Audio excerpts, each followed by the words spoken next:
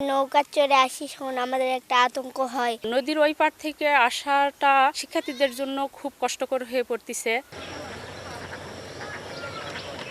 জয়পুরহাট সদর উপজেলার আমদা ইউনিয়নের মধ্য দিয়ে বয়ে গেছে তুলসীগঙ্গা নদী। নদীর পাশেই মুরারিপুর সরকারি প্রাথমিক বিদ্যালয়। এই স্থানে একটি সেতুর অভাবে পশ্চিম দিকের অন্তত 60টি গ্রাম থেকে আসা প্রায় 200 শিক্ষার্থীকে ঝুঁকি নিয়ে নৌকায় প্রতিদিন আসা যাওয়া করতে হয়। পাশাপাশি নদীর দুই পারের মানুষের কৃষিপণ্য পরিবহন ও শহরে যাওয়ার জন্য প্রতিনিয়ত নদী পার হতে হয় নৌকায় করে। আমরা যখন এই নৌকা চড়ে আসি শোন আমাদের একটা আতঙ্ক হয়। এখানে একটা ব্রিজ হলে ভালো হবে। নদীর ওই পার থেকে আসাটা শিক্ষার্থীদের জন্য খুব কষ্টকর হয়ে পড়তেছে।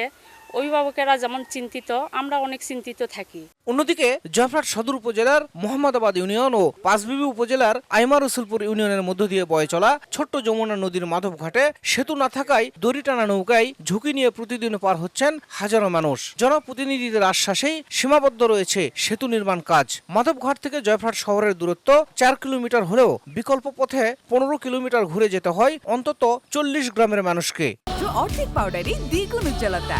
নতুন রিন অ্যাডভান্সড অর্ধেক পাউডারে দ্বিগুণ উজ্জ্বলতা। কোনো অসুখ বিসুখ হলে ডাক্তারের কাছে যেতে পারি না, ওই শিমুলতলি হয়ে যেতে হয় বা চোখ সময় ঘুরে যেতে হয়, যাতে যাতে আমাদের উগির অসুস্থ হয়ে যায়। এটা ব্রিজের একান্ত দরকার। দুটি পয়েন্টে সেতু নির্মাণের দাবিতে বিভিন্ন দফতরে দিনের পর দিন ধর্ণা দিয়েও মেলেনি কোনো সমাধান। তবে শিগগিরই সেতু নির্মাণের আশ্বাস স্থানীয় প্রশাসনের। বিভিন্ন দরখাস্ত দিয়েও আমি কোনো প্রতিকার এখন পর্যন্ত পাইনি।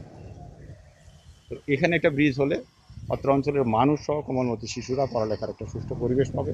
ডিও লেটার নিয়েছি এবং আমরা আমাদের ডিপার্টমেন্টের মাধ্যমে এটা যে কোনো প্রকল্পের মাধ্যমে বাস্তবায়ন করব। দুটি সেতুর অভাবে জয়পুরহাটের সদর উপজেলায় ভোগান্তিতে আছেন প্রায় অর্ধশত গ্রামের মানুষ। শাহিদুল ইসলাম সবুজ, সময় সংবাদ, জয়পুরহাট।